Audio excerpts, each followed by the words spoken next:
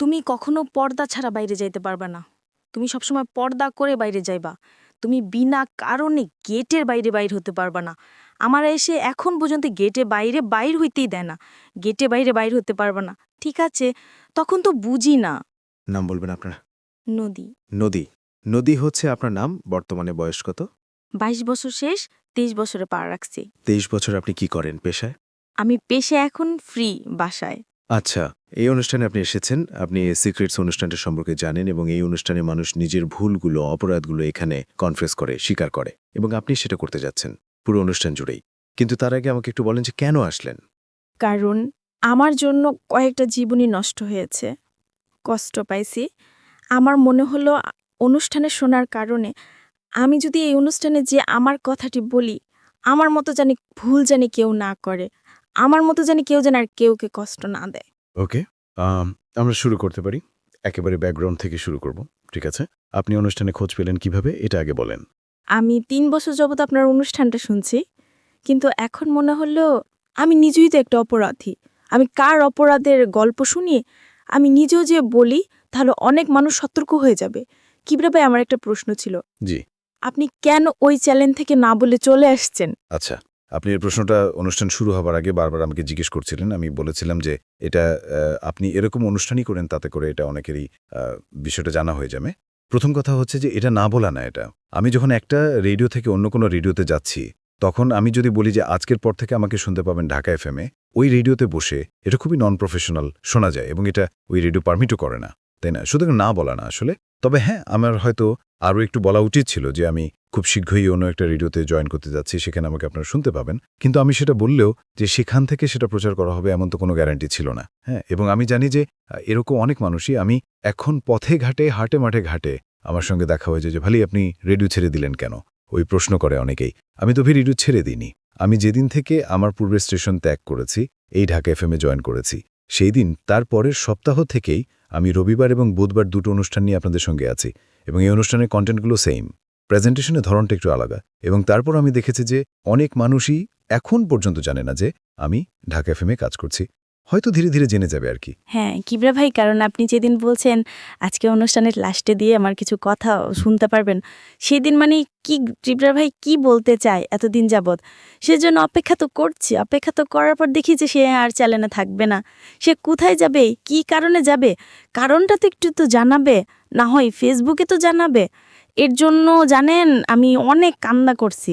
সেদিন রাত আমার ঘুমই হয়নি, কারণ আপনাকে আমি কখনো দেখি নাই। আজকে আমার জীবনের প্রথম দেখা।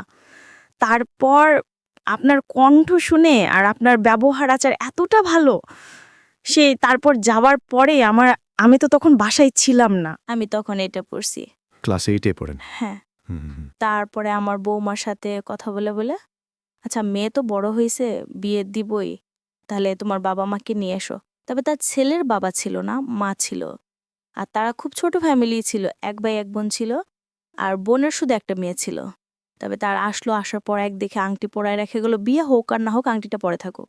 তারপরে পরে আমাদের ফ্যামিলিরা তো গেল, যার পরে কিনা এরকম মানে তখন আমার বাবা মার চিন্তা ছিল কি আমার মেয়েকে বিয়ে দিয়ে দেবো, সে যেরকমই হোক।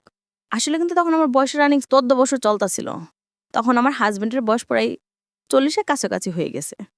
কিন্তু তার টাকা পয়সা ছিল, অনেক টাকা পয়সা ছিল, কিন্তু এজন্য বিয়ে দিবেই, ছেলে হোক না বয়স্ক হোক।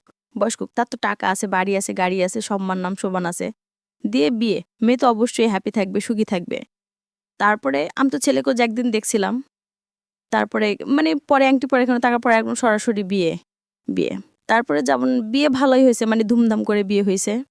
বিয়ে হওয়ার পরে আমাকে যখন বাসায় নিয়ে আসছিল, তখন আমি দেখি, তখন মানে এখন নিজের চোখের সামনে দাঁড়ায় দেখি কি, যখন বাসার রাত্রিকে দিক কার সাথে বিয়ে দিছি, সে তো আমার মনে হয় আমার বাবার বয়সী সেম সেম। সে আমাকে এই ছেলের সাথে কেন বিয়ে করলো? তা আমি তাকে বললাম, আপনি আমাকে কেন বিয়ে করলেন?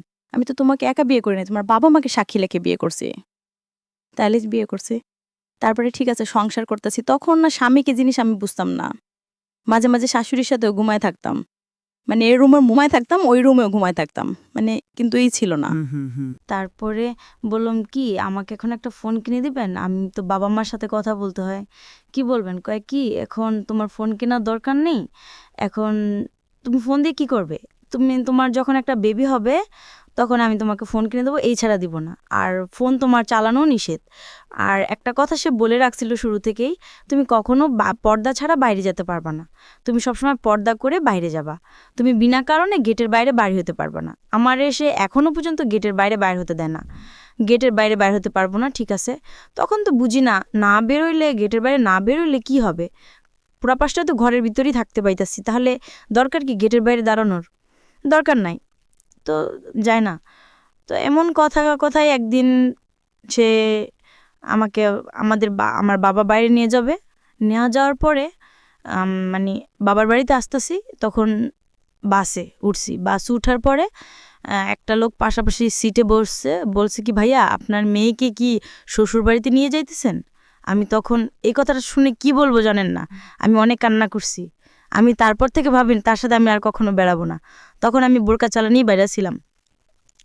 যখন এই কথাটা বললো, আপনি কি ভাইয়া আপনার মেয়েকে শ্বশুরবাড়িতে নিয়ে যেতেছেন, আমি কি রে, আসলে কি আমি এটা ভাবি, সে বয়স সবাই তো ভাববে, তারা নাহলে সে কেন এই কথাটা বলবে। তখন আমার হাজব্যান্ডের প্রশ্নের উত্তর দেয় নাই, প্রশ্নের উত্তর না দিয়ে আমি কান্না করতেছি। তারপরে সেই লোকটা বুঝতে পারছে আমি তার ওয়াইফই হব, এজন্য কান্না করতেছি। তারপর বলল থাক, মানুষের কথায় কি হয়। তারপরে আমি বাসায় গেছি, কিছু বলি নাই, আমি তারপর এভাবেই শুয়ে আছি। শুয়ে থাকার পরে তারপরও আমার আস্তে আস্তে মানে একটা বেবি পেটে আসলো। বেবি পেটে আসার পরে সে আমাকে এমনি তো বাসা থেকে বাইরে যেতে দেন না, একদম নিষেধ। এখন যখন 1.5 মাস বেবির বয়স পেটে, তখন বলল তোমার এখন থেকে গেটের বাইরে যাওয়া একদম নিষেধ, শুধু ডাক্তার চেক আপ করবে, বাসায় এসো, ম্যাডাম আসবে। এই 12 তারিখে ডেট ছিল, আমাকে 5 তারিখে সিজার করবে, নর্মাল বাচ্চা নিবে না। তাহলে 5 তারিখে নেওয়া হলো। নেওয়ার পরে মানে তখন আমার বয়স 16 বছর। নেওয়া যাওয়ার পর হাসপাতাল ডাক্তার অনেকটি রাগ হচ্ছে, এত অল্প বয়সের মেয়ে, আপনি এখনই মা। তবে ঠিক আছে, অপারেশন হলো, মেয়ে হলো। মেয়ে হওয়ার পরে তখন আমার হাজব্যান্ড অনেকটাই খুশি, অনেকটা হ্যাপি তার মেয়েকে দেখে, কিন্তু বউ কি হলো সেটা দেখার তার। বেশ কিছুদিন আগে বইয়ের ব্যাপারে আমি একটা অফার দিয়েছিলাম যে বইটি যদি আপনি প্রিয় মানুষকে উপহার দিতে চান এবং তাকে যদি আমার পক্ষ থেকে কিছু লিখে দিতে চান, তাহলে সেই সুযোগটি থাকছে। মাত্র 2 দিনের জন্য অফারটি দেওয়ার পর অসংখ্য অনুরোধ আসে এবং এরপর অফারটি বন্ধ হয়ে যায়। আমি সবার জন্যেই এই অফারটি আরও একবার ওপেন করছি। এখন থেকে শুরু করে আগামী 2 দিন আবারও এই অফারটি আমি দিচ্ছি। জি, যদি আপনি এই বইটি কাউকে উপহার দিতে চান, যে বইটি বাজারে এসেছে আমার জীবন গল্প এবং সিক্রেটস, এবং তাকে যদি আপনি কিছু লিখে দিতে চান, তাহলে যেটা করতে হবে, আপনাকে ফোন দিতে হবে এই নাম্বারে। নাম্বারটি হচ্ছে 09638771771। আমি আবারও বলছি 09638771771। ফোন দেওয়ার পরে আপনি কল সেন্টার থেকে কিছু নির্দেশনা পাবেন, সেই নির্দেশনা অনুসারে আপনি কাজ করবেন এবং আমি অতি দ্রুত আপনার হাতে বইটি পৌঁছানোর ব্যবস্থা করব। এই অফারটি শুধুই এই নাম্বারে ফোন করে যারা বইটি অর্ডার করবেন, অ্যাডভান্স অর্ডার, ঢাকাসহ সারা বাংলাদেশে। হ্যাঁ নদী, আমরা যেখানটায় ছিলাম তারপর আমি মানে মাঝে মাঝে বলি কি আপনি কেন ওই রুমে থাকেন, বলে আমার তো কাজ থাকে, ব্যবসা বাণিজ্য করি, ব্যস্ত থাকি। তোমার কাছে তো মানে এতটা বেশি বয়সী, এত রাত পর্যন্ত বাদ দিয়ে যেগুলো কাজ করলে, হিসাব বিহিসাব করলে তুমি তো বিরক্ত হবে। আমি করি সব সময়, আপনি তো কাজ করে আমার রুমে যেতে পারেন। মানে আমি ঘুমাইতাম, আমি ভাবতাম সে আসবে, আমি তারপরে অপেক্ষায় থাকতে থাকতে ঘুমায় পড়তাম। এখন দেখি তখন আমার হাজবেন্ড অনেকটাই খুশি, অনেকটাই হ্যাপি তার মেয়েকে দেখে, কিন্তু বউ কি হইল সেটা দেখার তার প্রশ্ন ছিল না। মানে বউয়ের খবর না নিলে চলবে, মেয়েটা ঠিক আছে কিনা দেখতে হবে। বউ না গেলেও চলবে, আমার মেয়ে হয়ে গেছে, আমার একটা সংসারের হয়ে গেছে তখন। হ্যাঁ, ঠিক হ্যাঁ, আছে, মেয়ে নিয়ে অনেকটাই হ্যাপি। এখন হাসপাতাল থেকে রিলিজ করে আমাকে বাবার বাড়িতে নিয়ে যাবে। এখন বলে কি না আমার বাড়িতে যেতে হবে, আমার বাবা বলে কি না আমার মেয়ে এখন তোমার বাসায় যেতে কিচ্ছু করতে পারবে না, এখন ঘাটেও নামতে পারবে না, আমার মেয়ে আমার বাসায় থাকবে। তারপরে আমার হাজব্যান্ড হাসপাতালে বিল সব পরিশোধ করে দিয়ে আমার বাবার বাড়িতে পাঠালো। তারপরে নিয়ে আসলো 12 দিনের দিনে। নিয়ে আসার পরে বেবিটা আস্তে আস্তে মানে করতেছে, মানে এমনভাবে টক করতেছে যেন সে আমাকে ভুলে থাকতে পারে।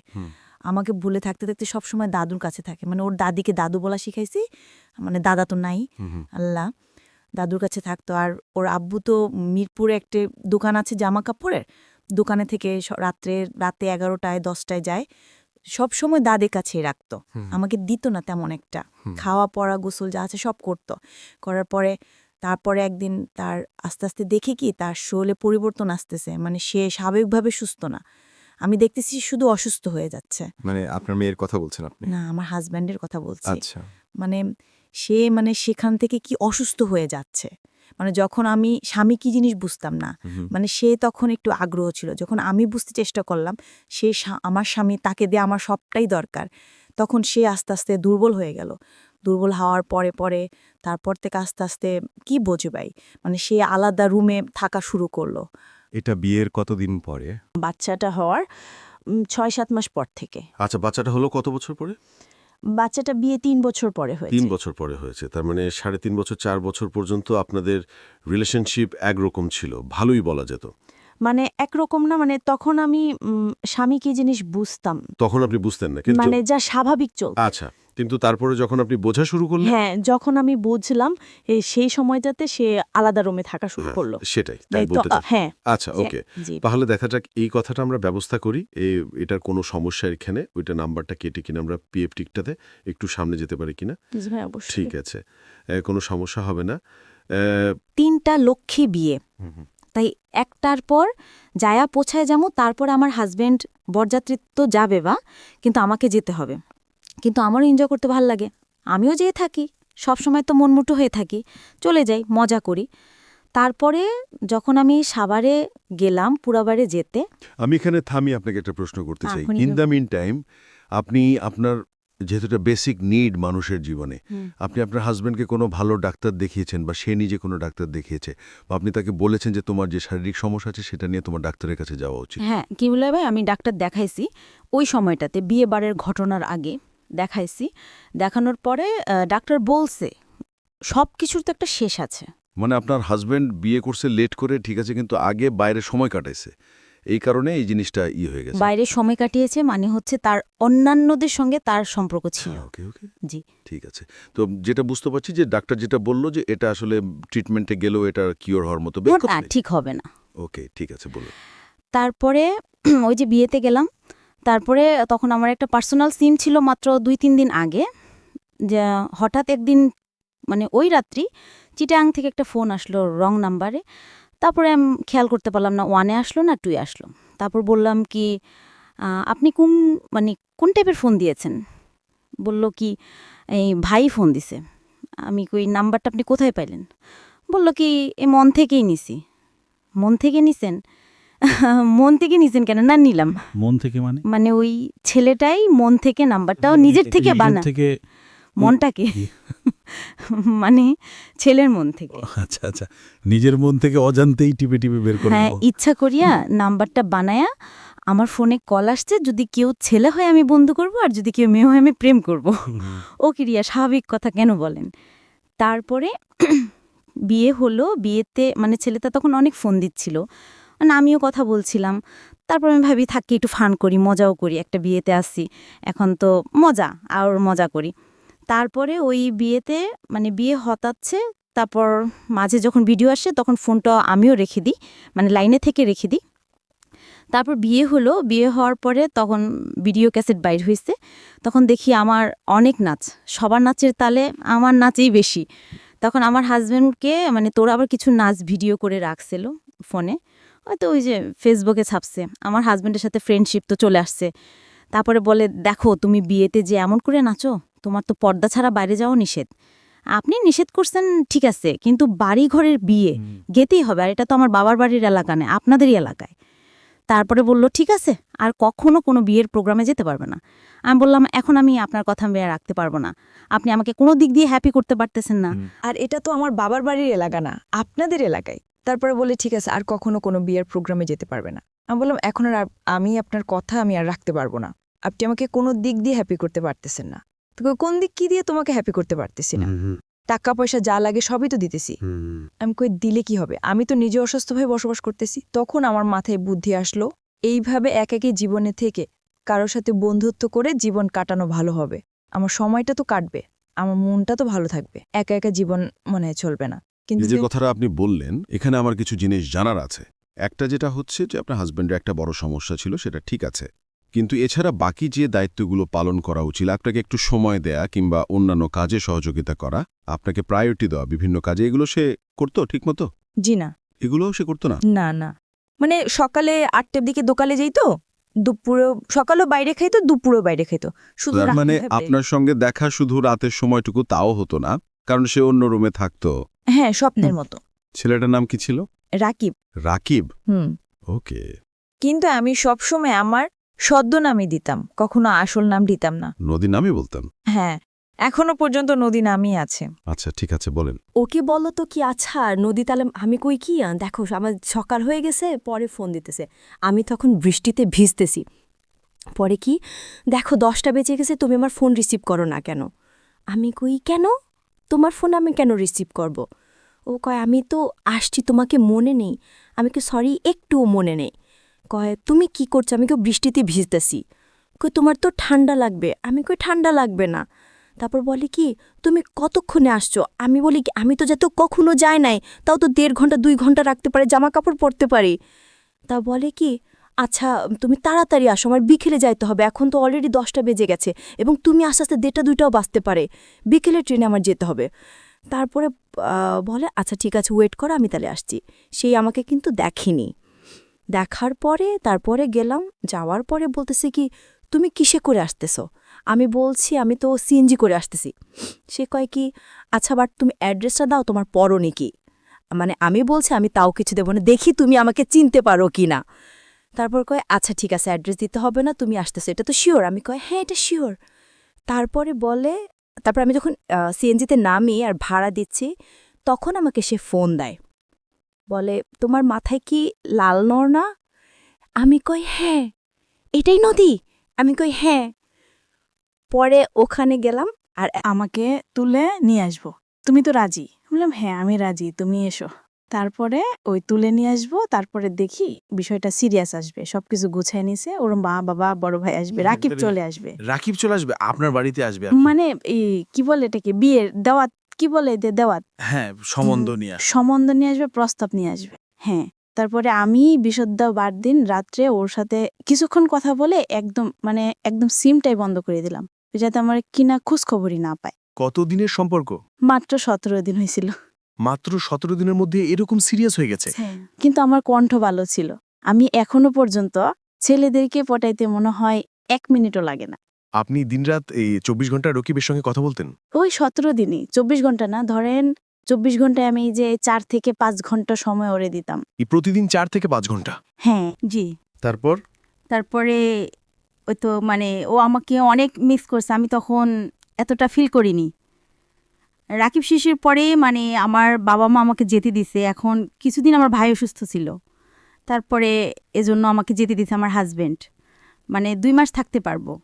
তখন আমাদের বাড়িতে আবার কাজ করতেছিল, ছাদ জ্বালাই দিব, তখন আমার আব্বু বলতেছে একটা ড্রাইভারের নাম্বার, বলতেছে এই নাম্বারটা আমি বলি, তুমি একটু ওই নাম্বারটা লিখে দাও। তো আমি বলছি খাতায় না লিখে আমার ফোনে সেভ করে ফেলাইছিলাম। তো কয়েকদিন পর আব্বুরে নাম্বারটা দিচ্ছি, সঙ্গে সঙ্গে দেওয়ার পরে নাম্বারটা তো আমার ফোনে ছিলই, তারপরে আমি ওরা একটা মিস দিলাম, মিস দেওয়ার সঙ্গে সঙ্গে ও ব্যাগ দিল, ব্যাগ দেওয়ার পরে উনি একটা দুষ্টমি কথা বলতেছিলেন, আমার বোনও ছিল। আরে এই 3-4 ঘন্টা কথা চলছে, কথা শোনার পরে মামা আগে বলতো আমি তোমাকে সম্পর্কে আমি তোমাকে বিয়ে করব। আমি কিভাবে বিয়ে করবো? ফোনেই বিয়ে করবো? মানে কি ফোনে বিয়ে করবে? কীভাবে ফোনে কি সবাই বিয়ে হয়? তুমি তো আমাকে দেখলো না, আমি তোমাকে দেখি নাই, তোমার কণ্ঠ শুনে আমি তোমাকে ভালোবাসি, তুমি আমার ফেসবুক আইডিতে ঢুকে আমাকে দেখো, আমি চামুলা, তুমি আমাকে ফ্রেন্ডশিপ পাঠাও না, শুধু আইডিতে ঢুকে আমাকে দেখো। তারপর ঠিক আমি তাকে দেখলাম, দেখি কি আছে, মোটামুটি ভালো, দেখ দেখছি তো ছেলে হইলইছে, আপনার ভিতরে একটা পৈশাচিক আনন্দ হচ্ছিল? ছেলে হইলইছে, ছেলে হইলইছি। তারপর কোনো তারিখে বলে আমি আজকে একটা মাজারে যাব, সেদিন ছিল শুক্রবার, আমি একটা মাজারে যাব, মাজারে যে আমি যা যা বলবো তুমিও হ্যাঁ বলবে। আমি বলছি ঠিক আছে, মাজারে গেল, যাওয়ার পরে বিয়ে যেভাবে হয় ওভাবেই বলতেছিল।